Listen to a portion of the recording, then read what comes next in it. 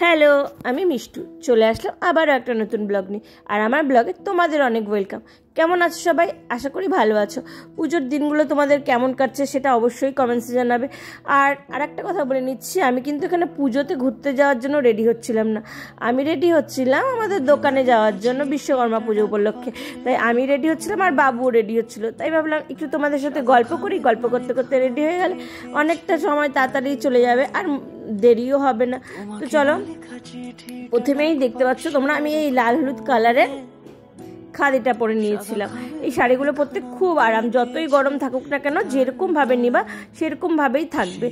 তাই এই শাড়িটাই পরলাম এত গরমের জন্য। এমনিতেই তো আমি শাড়ি পরতে ভালোবাসি না, কারণ হচ্ছে শাড়ি পরতে একটুকু ভালো লাগে না। তাও এখন মানে যখন কোনো পুজো বা কোথাও যাওয়ার থাকে তখনই খালি একটু শাড়ি পরি। আর সবসময় তো ওই কুর্তি বা থ্রি পিস ওগুলাই পরি।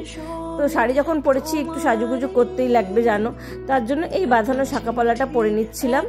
তো দু হাতে দু রকমের পরছি, কারণ একই রকম পরবো না। তারপরে দেখো এই যে দেখতে পাচ্ছ, এই নিউড কালার লিপস্টিকটা হালকা করেই লাগাবো, কারণ বাইরে অনেক রোদ আছে আর ডিপ কালার লিপস্টিক আমার ভালো লাগে না। তো চলো, গল্প করতে করতে আমি তো রেডি হয়ে গেছি। ভিডিওটা তাহলে এখানেই শেষ করলাম। কেমন লাগছে অবশ্যই কমেন্টসে জানাবে। ততক্ষণের জন্য টাটা।